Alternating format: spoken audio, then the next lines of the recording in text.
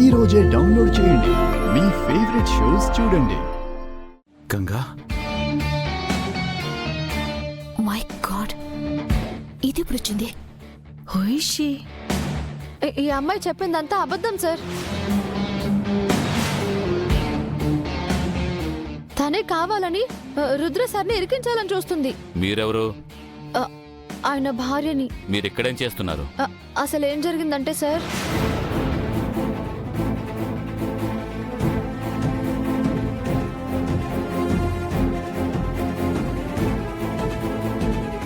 నా భర్త ఏదో ప్రమాదంలో ఉన్నారని అనుమానంతోనే నేను ఇక్కడికి వచ్చాను సార్. నేను గదిలో ఉన్న విషయం తనకు తెలీదు. ఈ అమ్మాయి నా భర్తని తెలివిగా ఇరికించాలని చూసింది సార్. అత్యాచారం చేయబోయారని అబద్ధం చెప్పింది.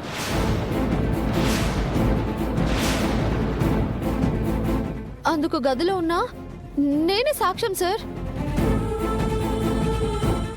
నా భర్త తనని తాకను కూడా తాకలేదు. మీరు మీ భర్తకి అనుకూలంగా సాక్ష్యం చెప్తున్నారేమో. మీ మాటలు ఎలా నమ్మడం? నమ్మాలి సార్. అసలు నేను అక్కడ ఉన్నానన్న విషయం నా భర్త కూడా తెలీదు. భర్త ఏ తప్పు చేసినా భార్య క్షమిస్తుందేమో కానీ ఒక ఆడదాని జీవితంతో ఆడుకోవాలని చూస్తే ఏ భార్య కూడా క్షమించదు సార్. అలాంటి తప్పును వెనకేసుకురాదు. నా భర్త అలాంటి వారు కాదు సార్. నిజానిజాలేంటో తెలుసుకుని అప్పుడు ఈ అమ్మాయికి తగిన శిక్ష విధించండి. నేనెందుకు స్టేషన్కి వెళ్ళాలి? తప్పు చేయనప్పుడు భయం దేనికి? మర్యాదగా నిజం ఒప్పుకో. లేదంటే నువ్వు చేసిన వెధవ పని మీడియాలో అంతా వస్తుంది. ఆ తర్వాత నువ్వు చాలా పశ్చాత్తాపడాల్సి వస్తుంది. నీ పరువే కాదు, నీ ఫ్యామిలీ పరువు కూడా పోతుంది. ఆలోచించుకో. మీరంత ఖచ్చితంగా చెప్పడానికి మీ దగ్గర ఏదైనా స్ట్రాంగ్ ప్రూఫ్ ఉందా? ఉంది sir.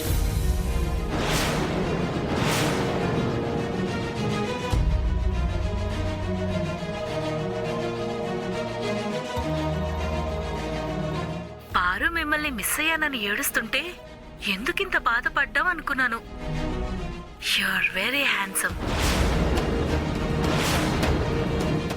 I want you. Let me go. ఆగండి.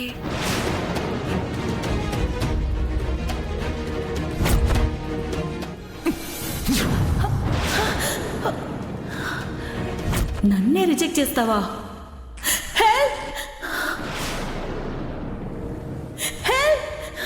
నన్ను కాపాడండి.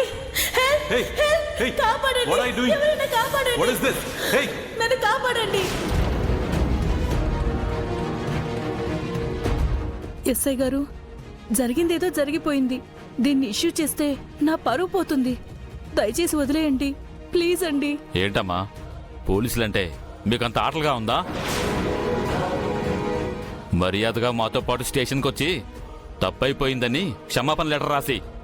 సరే సార్. ఎస్ఐ సార్, అంతకంటే ముందుగా తను నా భర్తకు క్షమాపణ చెప్పాలి సార్. నా భర్త మీదనే నింద వేస్తావా? క్షమాపణ చెప్పు. చెప్పు. I'm sorry sir. It's okay. పద.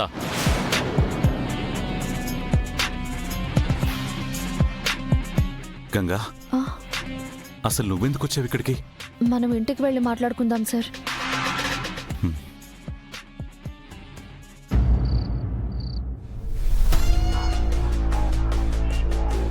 నీలో చాలా హ్యాపీనెస్ కనిపిస్తోంది ఇష్క.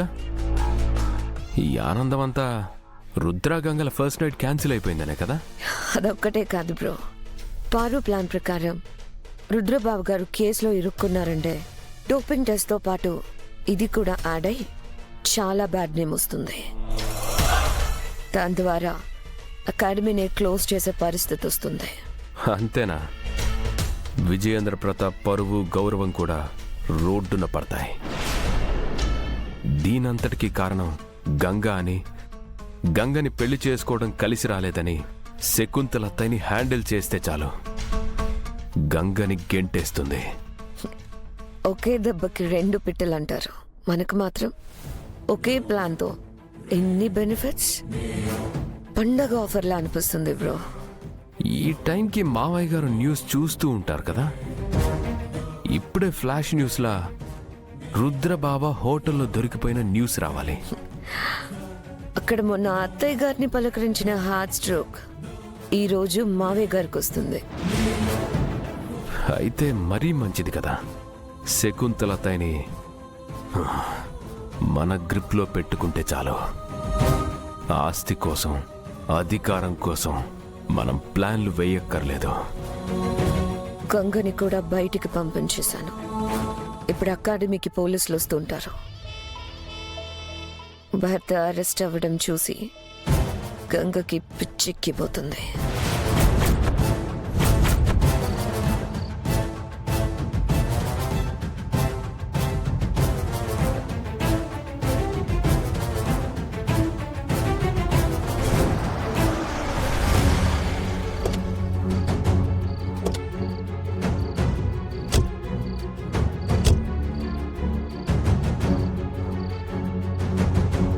సార్, అక్కడ జరిగిన విషయం గురించి ఇంట్లో ఏం చెప్పకండి.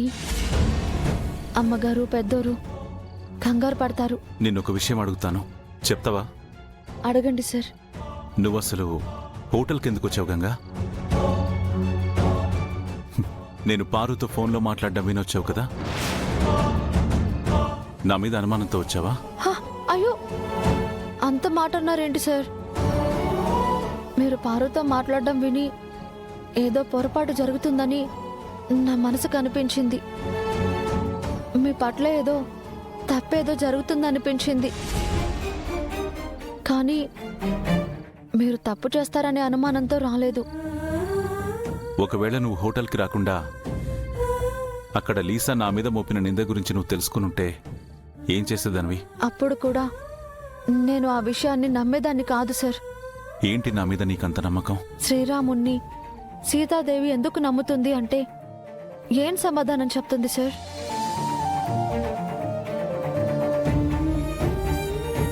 రండి సార్, వెళ్దాం.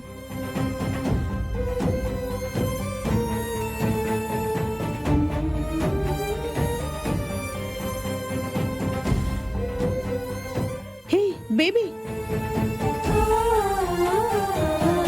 ఎక్కడికి వెళ్ళారు రుద్రా?